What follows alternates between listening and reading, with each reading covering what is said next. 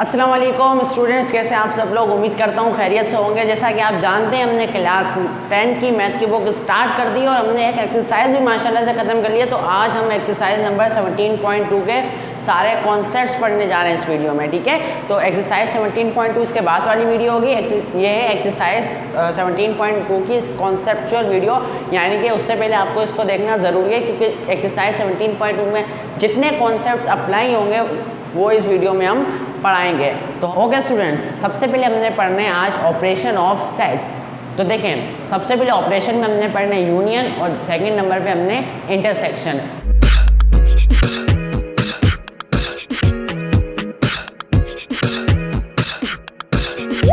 अच्छा, सबसे पहले यूनियन की तरफ चलते हैं। देखें डेफिनेशन क्या लिखी है।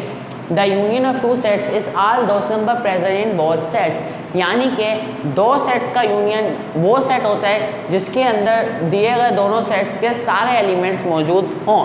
अगर मैं इसको सिंपली अल्फाज में समझाऊं डेफिनेशन से हट के, तो इसका मतलब है कि आपने जो दो सेट्स हमें दिए हुए उनके सारे एलिमेंट्स को आपने तरतीब से लिखना है और जो एलिमेंट्स रिपीट हो रहे हैं उन्हें आपने सिर्फ सिंगल टाइम यानी कि एक दफ़ा ही लिखना है। देखें एग्जाम्पल पे आते हैं और समझते हैं। देखें एग्जाम्पल हमें दिए हुए पहला सेट ए, कोई भी सेट हो सकते हैं। हमने एग्जाम्पल के तौर पे लिया हुआ है पहला सेट ए। ए के एलिमेंट है A B and C, B है, बी के एलिमेंट है सी डी एंड ई। हमें कह रहे हैं फाइंड ए यूनियन बी। अब देखेंगे यू क्या है, ये मैं अभी आपको रिप्रेजेंटेशन में समझाता हूँ। बेसिकली इतना समझ लें कि यू का मतलब है कि यूनियन। कह रहे हैं find A U B, union मतलब ए का यूनियन निकालें बी के साथ, यानी कि ए और बी दो सेट से उनका आपने क्या निकालना है, यूनियन। तो देखें सॉल्व लिखा सबसे पहले ए यूनियन बी, सबसे पहले ए यूनियन बी। तो ये प्रॉपर तरीका है कि उसको सॉल्व कैसे किया जाता है।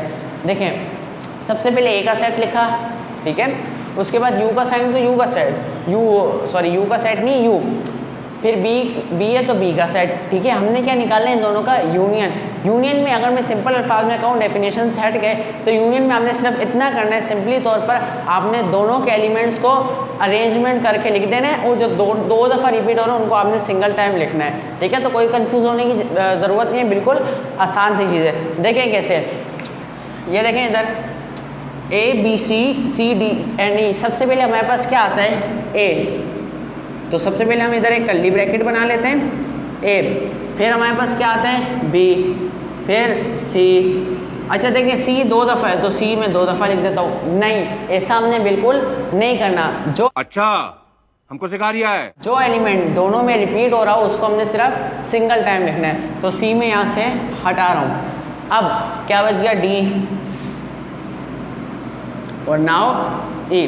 तो ये हमने क्या निकाल लिया, इन दोनों सेट्स का यूनियन, यानी कि इन दोनों सेट्स के एलिमेंट्स को हमने तरतीब से लिख दिया और जो एक एलिमेंट रिपीट हो रहा था उसको हमने सिर्फ सिंगल नंबर। अच्छा इसको रिप्रेजेंट कैसे किया जाता है, ए यूनियन बी। देखें इसको रिप्रेजेंट किया जाता है यू बनाकर, ओके, यू बनाकर किसको रिप्रेजेंट किया जाता है, यूनियन को। नाउ अब हम चलते हैं इंटरसेक्शन, समझते हैं इंटरसेक्शन क्या होता है। डेफिनेशन पे the intersection of two sets is the set of only those element belong to both sets. कहा जा रहा है कि इंटरसेक्शन वो सेट होता है दोनों सेट्स का जिसके अंदर दोनों एलिमेंट्स, दोनों के अंदर जो कॉमन एलिमेंट्स हैं वो मौजूद हों। अगर मैं सिंपली अल्फाज में कहूँ कि जो दोनों सेट्स के अंदर कॉमन एलिमेंट मौजूद हैं उनका सेट क्या कहलाता है, उसका इंटरसेक्शन। एग्जाम्पल समझते हैं। हमने एक सेट ले लिया सी जिसके एलिमेंट है 1 2 एंड 3, एक सेट ले लिया डी जिसके एलिमेंट है 2 3 एंड 4। हमें कहा जा रहा है इसका सी इंटरसेक्शन डी। इंटरसेक्शन को रिप्रेजेंट कैसे किया जाता है, इस वाले साइन से, ठीक है, एन, यू एन बनाकर, एन टाइप का है, एन नहीं है, देखें यू बनाकर, ओके। इससे इंटरसेक्शन को रिप्रेजेंट किया जाता है। सी इंटरसेक्शन डी निकालना है आपने, तो सी इंटरसेक्शन डी देखें दोनों में जो सेम एलिमेंट्स है सिर्फ वो लिखने तो आपका इंटरसेक्शन निकल आएगा। तो कोई मुश्किल नहीं है, बच्चों वाला है। चले आए, तू समझा? हाँ नहीं तू समझा नहीं। चले आए देखें सबसे पहले आप आइडेंटिफाई कर लें दोनों के अंदर सेम एलिमेंट्स कौन से हैं। देखें इधर भी 2 है, इधर भी 2 है, इधर भी 3 और इधर भी 3 है, तो दोनों में सेम एलिमेंट्स हैं 2 एंड 3। तो इंटरसेक्शन हमारे पास क्या निकलेगा, 2 एंड 3। ओके स्टूडेंट्स, उम्मीद है आपको यूनियन इंटरसेक्शन समझ में आए होंगे। अब चलते हैं नेक्स्ट ऑपरेशन ऑफ सेट्स के ऊपर। Thank you. ओके स्टूडेंट्स, अभी हम पढ़ने जा रहे हैं कॉम्प्लीमेंट ऑफ सेट और डिफरेंस ऑफ टू सेट्स। तो आए सबसे पहले समझते हैं कॉम्प्लीमेंट ऑफ सेट्स क्या होता है। अच्छा, कॉम्प्लीमेंट्स ऑफ सेट्स और डिफरेंस ऑफ सेट, इनकी कोई प्रॉपर डेफिनेशन नहीं है। मैंने अपने से कुछ डेफिनेशन थोड़ी बहुत कंसीडर टाइप की बनाई है, तो उसको पढ़ते हैं और आए समझने की कोशिश करते हैं। तो आपने ध्यान इस इंग्लिश लिखी हुई डेफिनेशन पे नहीं देना, बल्कि मेरी बातों पे देना है। देखें consider if we want to find complement of A, यानी कि कंसीडर करें, सोच लें कि अगर हम कॉम्प्लीमेंट ऑफ ए मालूम करना चाहते हैं। सो कॉम्प्लीमेंट ऑफ ए कॉन्टेंट, यानी कि जो आंसर वाला सेट होगा, कॉम्प्लीमेंट ऑफ ए का जो सेट होगा कॉन्टेंट, उसके अंदर ऑल द एलिमेंट्स, उसके अंदर वो सारे एलिमेंट्स प्रेजेंट होंगे इन यूनिवर्सल सेट, यानी कि जो यूनिवर्सल सेट के अंदर एलिमेंट्स प्रेजेंट हैं, but not to set A, मगर सेट ए के एलिमेंट्स प्रेजेंट नहीं होंगे। इसको सिंपल करते हैं। अगर हमको सिंपल कहा जाए कि कॉम्प्लीमेंट ऑफ ए निकालें या कॉम्प्लीमेंट ऑफ बी निकालें या कॉम्प्लीमेंट ऑफ सी या कॉम्प्लीमेंट ऑफ कोई भी सेट निकालें, तो अपनी बेसिकली उस कॉम्प्लीमेंट के उसके आंसर में कौन से एलिमेंट्स होंगे, यूनिवर्सल सेट्स के, मगर उस सेट के एलिमेंट मौजूद नहीं होंगे। सबसे पहले हमने समझता है यूनिवर्सल सेट होता क्या है। देखें, जब हमें कॉम्प्लीमेंट निकालने का कहा जाएगा तो हमें एक यूनिवर्सल सेट दिया जाएगा, जैसे कि यहाँ दिया हुआ है। यूनिवर्सल सेट्स एक बड़ा सेट होता है जो कि लफ्ज़ यूनिवर्स से निकला है, यानी कि एक बड़ा सेट जिसके अंदर वो जो दूसरे ए बी सी डी जितने सारे सेट दिए होंगे उन सब के एलिमेंट्स यूनिवर्सल सेट के अंदर मौजूद होंगे, जिसकी वजह से वो यूनिवर्सल सेट कहलाता है। ठीक है, कॉम्प्लीमेंट तो जब भी हमें मालूम करने के देंगे हम तो यूनिवर्सल सेट एग्जामिनर या बुक वाले ज़रूर देंगे। तो देखें, कॉम्प्लीमेंट ऑफ ए का मतलब है कि u माइनस ए, यानी कि यूनिवर्सल सेट के सारे एलिमेंट मगर उस ए सेट के नहीं। कॉम्प्लीमेंट ऑफ बी का मतलब है यूनिवर्सल सेट के सारे एलिमेंट्स पर बी सेट के नहीं। कॉम्प्लीमेंट ऑफ सी का मतलब है यूनिवर्सल सेट के सारे एलिमेंट्स पर सी सेट के नहीं। तो देखिए एग्जाम्पल समझते हैं, इंशाल्लाह और अच्छे तरीके से समझ में आएगा। उससे पहले हम देख लेते हैं इसको रिप्रेजेंट कैसे किया जाता है। अगर हमको कहें एक कॉम्प्लीमेंट निकालें तो उस ए के ऊपर छोटा सा स्लैश लगा देंगे, जिसका मतलब होता है ए का कॉम्प्लीमेंट, या ए के ऊपर छोटा सा सी लिख देंगे। मेनली जो हमारे पास यूज़ होता है रिप्रेजेंटेशन के लिए वो ए के ऊपर छोटा सा डैश यानी कि कॉमन टाइप का हम लगा दें, तो इससे हम सेट को, ये कॉम्प्लीमेंट ऑफ सेट को रिप्रेजेंट कर सकते हैं। चलें एग्जांपल समझते हैं, इंशाल्लाह बहुत अच्छे से आपको समझ में आ जाएगा। देखें, यूनिवर्सल सेट है हमारे पास 1 2 3 4 एंड 5 और एक सेट है A 2 और 3। अब देखें यूनिवर्सल सेट के अंदर 2 A सेट के सारे एलिमेंट मौजूद है। अगर A सेट नहीं हो, B C D E जितने भी सेट हो उनके अंदर ही जितने एलिमेंट्स मौजूद होंगे यूनिवर्सल सेट के अंदर मौजूद होंगे। यूनिवर्सल सेट यानी कि अब्बा दादा वाला सेट, ठीक है, अगर फ्रेंकली ज़बान में कहूँ परदादा वाला सेट जिसके अंदर सारे एलिमेंट्स मौजूद होते हैं, वो क्या सेट कहलाता है, यूनिवर्सल। अच्छा, मजा आया, बहुत तेज हो रहा है, बहुत तेज हो रहा है। अच्छा, उसको लिखने का तरीका भी कैसे है, यू बना के ऊपर आपने क्या डाल दिया, छोटी सी स्लैश। उम्मीद है आपको यूनिवर्सल सेट तो समझ में आ गया होगा। चलिए आए दोबारा टॉपिक की तरफ, कॉम्प्लीमेंट ऑफ सेट समझते हैं। हमें कहा गया है ए का कॉम्प्लीमेंट निकालना है, यूनिवर्सल सेट और ए सेट दिया हुआ है। मैंने अभी बताया कि ए के कॉम्प्लीमेंट का मतलब है यूनिवर्सल सेट में से आप ए को माइनस कर दें, यूनिवर्सल सेट में से ए को आप क्या कर दें, माइनस। तो अब देखें, मैंने ए कॉम्प्लीमेंट लिखने के बजाय यू माइनस ए लिख लिया, तो इससे कोई फ़र्क नहीं पड़ता। आप चाहें तो इधर भी ए कॉम्प्लीमेंट लिख सकते हैं। ओके, यू माइनस ए इसलिए लिखा ताकि हमको समझने में क्या हो, आसानी हो। और आप भी मैं रिकमेंड करूँगा यू माइनस ए ही लिखे, मगर यू ये यूनियन वाला नहीं, उसके ऊपर छोटी सी डैश ऐसे आपने लाजमी डालनी है। अच्छा, यू है तो यू सबसे पहले यूनिवर्सल सेट उठा के लिख दिया, फिर माइनस और फिर ए। अब देखें करना क्या है, जो दोनों में सेम एलिमेंट्स है उसको हमने क्या कर देना है, कैंसिल कर देना है। तो 2 3 इधर भी है और 2 3 इधर भी है। अब देखें हमारे पास कौन से एलिमेंट बच गए यू के अंदर। अच्छा ठीक है, यू, अब देखें हमारे साथ कौन सा एलिमेंट बच गया यू के अंदर, 1 4 5 एंड 6। तो ये क्या हो गया, ए कॉम्प्लीमेंट, ये हमारा ए कॉम्प्लीमेंट आंसर। अब देखें इस ए कॉम्प्लीमेंट के अंदर यूनिवर्सल सेट के सारे एलिमेंट्स मौजूद हैं पर ए सेट के एलिमेंट मौजूद नहीं। अगर हम बी कॉम्प्लीमेंट निकालें, कोई बी सेट ऐसे कंसीडर करें, तो उसके अंदर यूनिवर्सल सेट के सारे एलिमेंट्स मौजूद होंगे पर बी के एलिमेंट्स मौजूद नहीं होंगे। देसी ज़बान में इसको सॉल्व करने का क्या तरीका है, जो दो पहले आपने जो कॉमन है उसको काट लेना है और फिर जो बच जाए यूनिवर्सल सेट में आपने उसको लिख लेना है। तो ये यूनिवर्सल सेट निकालने का और कॉम्प्लीमेंट निकालने का तरीका है। एक बार फिर देसी ज़बान वाला तरीका रिपीट करता हूँ। आपने क्या करना है, दोनों सेट्स के अंदर जो कॉमन एलिमेंट है उसको काट देने और जो एलिमेंट्स यूनिवर्सल सेट में बच जाए वो आपने लिख लेने हैं। देसी तरीके से को भी आपको आना चाहिए, मगर बेसिकली आपको कॉन्सेप्चुअल जो ओरिजिनल कॉन्सेप्ट है उसका भी पता होना चाहिए ताकि एमसीक्यूज़ के अंदर आपको आसानी हो। अच्छा, अब आज हम समझते हैं डिफरेंस ऑफ टू सेट्स क्या होते हैं। देखिए लिखा है कंसीडर, इसकी भी कोई प्रॉपर डेफिनेशन नहीं है, लेकिन consider we want to find X to Y difference आएगा, ठीक है, इसके आगे तो लिख लीजिएगा, मुझसे लिखने में मिस्टेक, बल्कि ये प्रॉपर कोई डेफिनेशन नहीं है, सिर्फ एक कॉन्सेप्चुअल समझाने के लिए मैंने खुद से एक डेफिनेशन टाइप की बना लिए। फ़र्ज़ करें कि हम मालूम करना चाहते हैं एक्स टू वाई डिफरेंस, यानी कि एक्स का डिफरेंस मालूम करना चाहते हैं वाई। अच्छा, कॉम्प्लीमेंट निकालने के लिए हमें सिर्फ एक सेट की ज़रूरत है जिसका हमने कॉम्प्लीमेंट निकालना है, और यूनिवर्सल सेट तो आपको ऑटोमेटिकली मिलेगा ही मिलेगा क्वेश्चन के अंदर। मगर डिफरेंस निकालने के लिए हमें दो सेट्स चाहिए, उसके लिए हमको यूनिवर्सल सेट की ज़रूरत नहीं है। इंशाल्लाह आप समझ जाएंगे तो आपको ऑटोमेटिकली समझ में भी आ जाएगा। देखिए consider we want to find X to Y, फ़र्ज़ करें हम मालूम करना चाहते हैं एक्स टू वाई का difference. So it's mean it contain all the elements present in X but not in Y.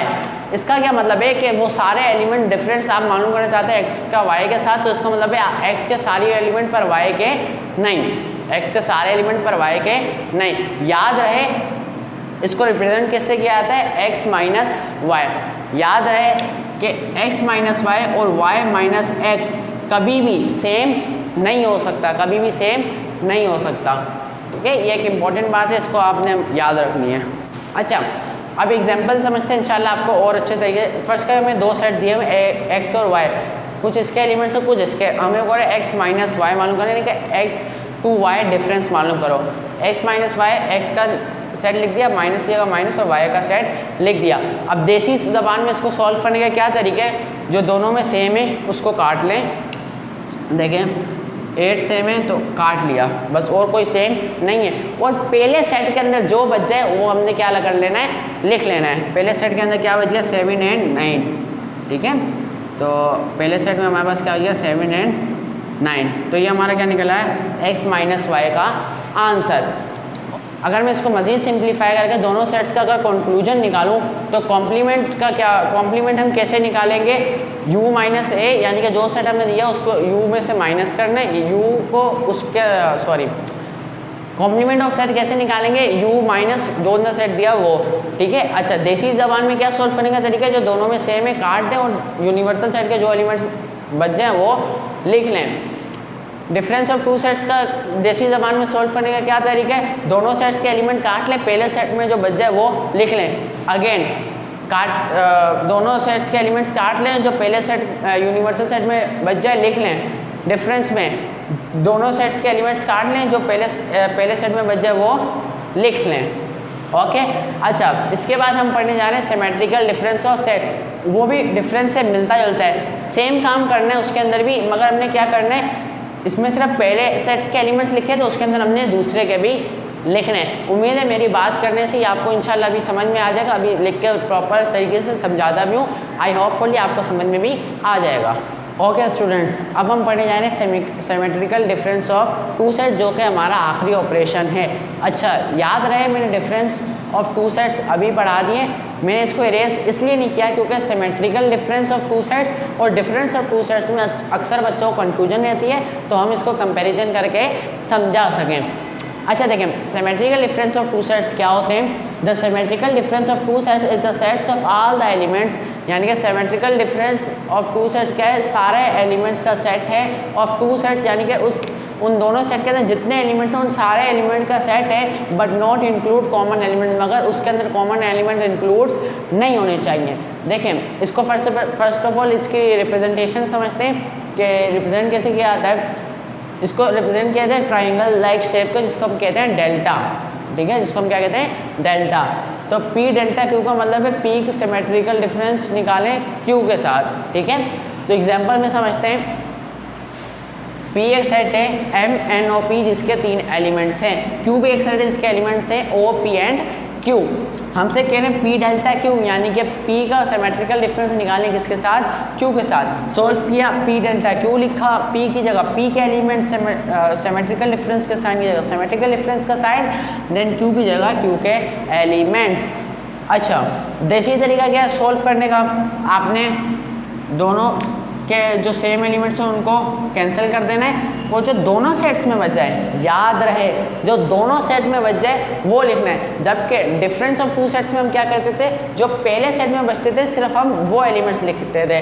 Symmetrical difference में जो दोनों सेट्स में बच जाए हमने वो एलिमेंट्स लिखने हैं, ठीक है, और तरतीब के साथ, अरेंजमेंट के साथ। देखिए सबसे पहले एलिमेंट है M N O तो कैंसिल हो गया, देन P एंड Q, तो हमारा क्या हो गया, सिमेट्रिकल डिफरेंस आ गया P डेल्टा Q यानी कि P का सिमेट्रिकल डिफरेंस आ गया Q के साथ। ओके, उम्मीद है आपको समझ में आया होगा सिमेट्रिकल डिफरेंस और डिफरेंस के अंदर फ़र्क क्या है कि सिमेट्रिकल डिफरेंस में जो दोनों सेट में कैंसिल करने के बाद बचता है वो लिखते हैं, जबकि डिफरेंस के अंदर जो सिर्फ पहले सेट के अंदर कैंसिल करने के बाद बचता है वो लिखते हैं। अच्छा, अगर हम जितने भी ऑपरेशन ऑफ सेट्स पढ़ें उनका हम कंक्लूजन निकालें कि उन्हें सॉल्व कैसे किया, तो सबसे पहले हमने पढ़ा था यूनियन। यूनियन का मतलब है कि दोनों सेट्स के एलिमेंट्स को आपने क्या लिख देना है, तरतीब से लिख देना है, तो दोनों दफ़ा रिपीट हो रहा है उनको आपने सिंगल टाइम ही लिखना है। देन इंटरसेक्शन निकाला, इंटरसेक्शन ऑफ टू सेट्स का मतलब है जो दोनों सेट्स के अंदर कॉमन एलिमेंट्स हैं वो। फिर हमने पढ़ा था complements of two set, complements का मतलब है U माइनस A, जिस सेट का हमें कॉम्प्लीमेंट निकालने के लिए कहा गया उसको U में से हमने क्या करते हैं माइनस, यानी कि U के सारे एलिमेंट्स लिखने, मगर A के अगर फर्ज करें A का एलिमेंट करें, A का कॉम्प्लीमेंट निकालें तो A के एलिमेंट्स हमने नहीं लिखे। टू सेट से हमारी क्या मुराद है कि कैंसिल करें जो पहले सेट में बच जाए वो, सिमेट्रिकल डिफरेंस में कैंसिल करें जो दोनों सेट में बच जाए वो। ये 5 ऑपरेशन है, कॉन्सेप्चुअल वाइज भी मैंने आपको समझा दिया और जो देसी तरीके हैं सॉल्व करने का वो भी मैंने आपको बता दिया। तो आई होप आपको ऑपरेशन ऑफ सेट्स समझ में आया होगा। अब हम पढ़ने जा रहे हैं टाइप्स ऑफ सेट्स। याद रहे इससे पहले भी हम कुछ टाइप्स ऑफ सेट्स पढ़ चुके हैं, मगर वो बेसिक टाइप्स ऑफ सेट्स है। ये जो हम टाइप्स ऑफ सेट पढ़ने जा रहे हैं थोड़ी सी एडवांस टाइप्स ऑफ सेट है, तो आए देखते हैं ये कैसी एडवांस टाइप्स ऑफ सेट्स हैं। तो देखिए सबसे पहले है disjoint set. If the intersection of two set is empty set so it is said to be disjoint set. यानी कि अगर दो सेट लें आप और उनका इंटरसेक्शन लें और कुछ भी कॉमन ना आए तो वो सेट्स क्या कहलाएंगे, डिसजॉइंट सेट्स। एग्जांपल लें, एक सेट है A जिसके एलिमेंट है 1 2 एंड 3, एक सेट है B जिसके एलिमेंट है 0 4 एंड 5। क्या इन दोनों सेट में इंटरसेक्शन क्या मतलब है, कॉमन निकालें, कोई कॉमन निकल रहा है नहीं, तो क्या है ये डिसजॉइंट सेट है। अगर मैं इसको देसी ज़बान में समझाने की कोशिश करूँ तो अगर आपको दो सेट्स के अंदर कोई एलिमेंट सेम ना मिले तो क्या है वो डिसजॉइंट सेट। इजी वे में दो सेट लें, कोई एलिमेंट सेम ना मिले तो क्या कहलाएंगे, डिसजॉइंट सेट। ठीक है, देखें कोई एलिमेंट सेम है नहीं तो क्या होंगे, डिसजॉइंट सेट। को बताते चलूँ जैसे डिसजॉइंट सेट्स का नाम है डिसजॉइंट, यानी कि डिसजॉइंट का मतलब वो चीज़ जो ज्वाइन ना हो सकती हो। अगर हम वैसे एग्जांपल लें अपनी लाइफ में तो कौन सी चीज़ ज्वाइन होती हैं जो तकरीबन एक जैसी हो।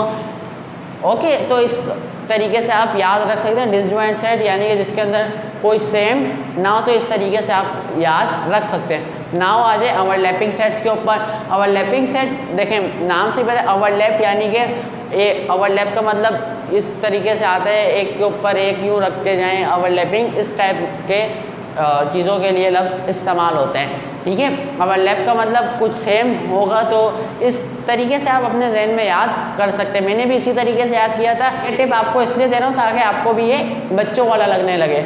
तो आइए देखते हैं ओवरलैपिंग सेट्स क्या होते हैं। If the intersection of two set is non empty set, यानी कि अगर दो सेट्स का इंटरसेक्शन ले और क्या है नॉन एम्प्टी सेट, यानी कि उसके अंदर कुछ ना कुछ कॉमन ज़रूर हो। And either be the subset of each other, वो दोनों एक दूसरे के सबसेट नहीं होने चाहिए। So this type of set is called overlapping sets. तो आए इसको अगर मैं देसी ज़बान में समझाने की कोशिश करूँ तो इसका मतलब ये, अगर आप दो सेट्स लें और उनके अंदर कुछ कॉमन आ रहा है तो वो क्या है, ओवरलैपिंग सेट। मगर याद रहे वो दोनों एक दूसरे के सबसेट नहीं होने चाहिए। एक दूसरे के सबसेट नहीं होने चाहिए तो इसका मतलब ये है कि दोनों के अंदर कुछ ना कुछ एलिमेंट, एक आध एलिमेंट्स क्या होना चाहिए, डिफरेंट ज़रूर होना चाहिए, वरना वो कह सकते हैं कि वो इम्प्रॉपर या प्रॉपर कोई भी सबसेट की टाइप बन सकती है अगर सारे एलिमेंट्स क्या है सेम है या कुछ के 2-3 एलिमेंट्स हैं और बाकी में भी दूसरे के अंदर मौजूद है तो वो भी उसका सबसेट कहला सकता है। तो अगर देसी ज़बान में समझाने की कोशिश करूँ, 2 सेट्स जिसके अंदर कुछ ना कुछ कॉमन हो और वो आपस में सबसेट ना हो, इससे क्या मुराद है मेरी, कुछ ना कुछ डिफरेंस भी ज़रूर हो, कॉमन भी हो और एक आध एलिमेंट क्या हो डिफरेंस भी ज़रूर हो, तो क्या कहलाते हैं ओवरलैपिंग सेट। सिंप्लीफिकेशन में कुछ ना कुछ सेम भी हो और एक आध एलिमेंट क्या हो डिफरेंस भी हो, तो क्या कहलाते हैं ओवरलैपिंग सेट्स। तो देखें एक सेट है बी ए बी सी और दूसरा सेट है बी डी एंड एफ। क्या इन दोनों सेट्स में आपको कुछ कॉमन दिख रहा है? तो जी सर बी दिख रहा है हमें कॉमन। तो जब हमें बी कॉमन दिख रहा है तो एक शर्त तो पूरे कुछ ना कुछ कॉमन, और मैंने आपसे देसी ज़बान में याद रखने के लिए लिखा कि एक आध एलिमेंट डिफरेंट भी होते हैं, तो 2 एलिमेंट डिफरेंट है तो ये क्या कह सकते हैं हम, ये क्या है ओवरलैपिंग सेट। अगर इन दोनों का मैं कंक्लूजन निकालूँ तो 1 मिनट में, तो डिसजॉइंट सेट्स दोनों के अंदर कुछ भी कॉमन ना हो, ओवरलैपिंग सेट कॉमन हो मगर एक आध एलिमेंट डिफरेंट भी ज़रूर हो। अभी हम अपनी वीडियो को एंड की तरफ लेके जा रहे हैं, एंडिंग है तकरीबन बिल्कुल। अब हम समझने जा रहे हैं एग्जॉस्टिव सेट्स क्या होते हैं और सेल्स किसको कहते हैं। सेल्स और एग्जॉस्टिव सेट में अक्सर बच्चों को कन्फ्यूजन रहती है, तो बराए मेहरबानी मेरी बातों को आप ध्यान से समझिएगा। सबसे पहले घबराना नहीं। एग्जॉस्टिव सेट पे क्या लिखा है, 2 और more sets are said to be exhaustive set of other set if the union is equal to that set. Exhaustive set खुद एक सेट है कि अगर फर्ज करें 2 सेट्स हैं ए और बी, ओके 2 सेट्स हैं हमारे पास ए और बी, अगर हम उनका यूनियन लें और उसका आंसर आए एक तीसरे सेट सी के बराबर, तो सी क्या होगा, एग्जॉस्टिव सेट होगा उस ए और बी का। उम्मीद है आपको समझ में आ रहा होगा। एग्जाम्पल से समझते हैं। देखिए फर्ज करें एक हमारे पास सेट है ए जिसके एलिमेंट हैं 0, 1, 2 एंड 3। एक है बी उसके एलिमेंट है 1, 2, 3, एक है सी उसके एलिमेंट है सिर्फ 2 और एक है डी उसके एलिमेंट है 2 और 3।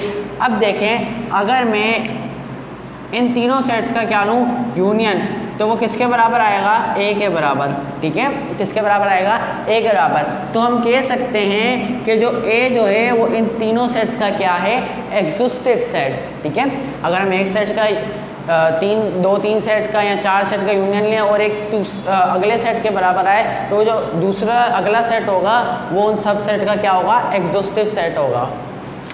अच्छा सेल आ जाए, सेल थोड़ा सा और कॉम्प्लिकेटेड है मगर हमारे चैनल पे सब बच्चों वाला है। बहुत तेज हो रहा है, बहुत तेज हो रहा साथ। ओके स्टूडेंट, अब हम समझते हैं सेल्स क्या होते हैं। सेल्स में अक्सर बच्चों को कन्फ्यूजन आती है, तो लाजमी ध्यान से समझिएगा। सेल्स को पढ़ाने के लिए डेफिनेशन लिखेंगे तो कॉम्प्लिकेटेड हो जाएगा, तो इसलिए मैंने कुछ 4 पॉइंट लिख दिए। उन 4 पॉइंट को आप फॉलो करेंगे तो इंशाल्लाह आपको समझ में आ जाएगा। तो पहला सेट है, जो पहला सेट है उसके अंदर कोई ना कोई एलिमेंट होना चाहिए, यानी कि वो नॉन एम्प्टी नहीं होना चाहिए। दूसरा सेट भी नॉन एम्प्टी नहीं होना चाहिए। तो 2 प्रॉपर्टीज़ तो आपको ऐसी चाहिए, यानी कि उन 2 सेट्स के अंदर कोई ना कोई एलिमेंट्स होनी चाहिए, मौजूद होने चाहिए। तीसरे में आए उनका अगर इंटरसेक्शन लें तब भी क्या है, तब हमारे पास क्या है, एम्प्टी सेट है, यानी कि उनके अंदर कोई चीज़ कॉमन भी नहीं होनी चाहिए। पहले 2 प्रॉपर्टीज़ और वो सेट्स क्या होने चाहिए, नॉन एम्प्टी नहीं होने चाहिए, यानी कि उनके अंदर कोई ना कोई एलिमेंट्स होना चाहिए। दूसरी चीज़ उनका कॉमन अगर लें हम तो नॉन एम्प्टी सेट है, यानी कि कॉमन 2 मतलब कोई भी एलिमेंट सेम ना हो। नंबर 4 पे आ जाए, उनका अगर हम यूनियन लें तो यूनिवर्सल सेट के बराबर है, यूनियन लें तो हम यूनिवर्सल सेट के बराबर है। ठीक है, अब देखें मैंने यहाँ पर सेट लिख दिया यू बी ए बी और बी, यानी यूनिवर्सल सेट ए और बी तीनों सेट लिख दिए हैं। यूनिवर्सल सेट है ए बी सी डी, ए जो है वो ए सी है और बी सेट है जो है वो बी डी है। अब बी और डी क्यों सेट्स कह रहा हूँ, तो देखिए इसके अंदर चारों प्रॉपर्टीज साबित हो रही हैं। पहली प्रॉपर्टी है कि पहला सेट जो है वो नॉन एम्प्टी नहीं होना चाहिए, तो पहले सेट में कुछ ना कोई एलिमेंट्स मौजूद हैं। दूसरा सेट भी नॉन एम्प्टी नहीं होना चाहिए, दूसरे सेट में भी कोई ना कोई एलिमेंट्स मौजूद है। तीसरी प्रॉपर्टी, इनके अंदर कोई एलिमेंट कॉमन नहीं होना चाहिए। ठीक है, इनके अंदर कोई एलिमेंट कॉमन नहीं होना चाहिए, तो इन दोनों सेट के अंदर कोई एलिमेंट कॉमन भी नहीं है। नंबर 4 प्रॉपर्टी, अगर इनका यूनियन लें तो यूनिवर्सल सेट के बराबर है। आप ले लें इन दोनों सेट का यूनियन तो किसका बराबर आएगा, यूनिवर्सल सेट। तो हम इन 2 सेट्स को क्या कह सकते हैं कि ये दोनों सेट्स क्या है, सेट। उम्मीद करते हैं आपको समझ में आ गया होगा। समझ में आ गया होगा तो मैं तो थक गया हूँ, और वो जो नीचे आपका सब्सक्राइब का बटन है वो गुस्से से लाल हो गया कि भाई शायान भाई इतनी मेहनत करो और आप उसको सब्सक्राइब नहीं करें, तो जाएं और क्लिक करें यार, क्लिक करो। कोई तरीका है भीख मांगने का? उम्मीद है अभी तक आपने सब्सक्राइब कर दिया होगा और वीडियो पे एक इस तरह का थंब टाइप का आ रहा होगा, उसको भी दबा दें, ब्लू कलर का हो जाए, ब्लू कलर मुझे पसंद है तो दबा दें यार। ओके स्टूडेंट, आई होप आपको समझ में आया होगा। इसकी नेक्स्ट वीडियो होगी 17.2 जिसके अंदर हम उसको एक्सरसाइज सॉल्व करेंगे और उसके अंदर आपको ये जो चारों हमने टाइप्स पढ़ी डिसजॉइंट ओवरलैपिंग क्वेश्चन नंबर 1 इसी के हवाले से, तो इसकी प्रैक्टिस भी हो जाएगी, आपको इंशाल्लाह समझ में भी आ जाएगा।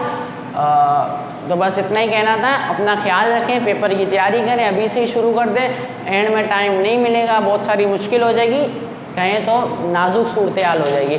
ठीक है, पेन भी गिर रहे हैं, टांगे भी बस बोल रहे हैं शायन भाई बस ख़त्म। ठीक है, अपना ख्याल रखें, अल्लाह हाफिज़।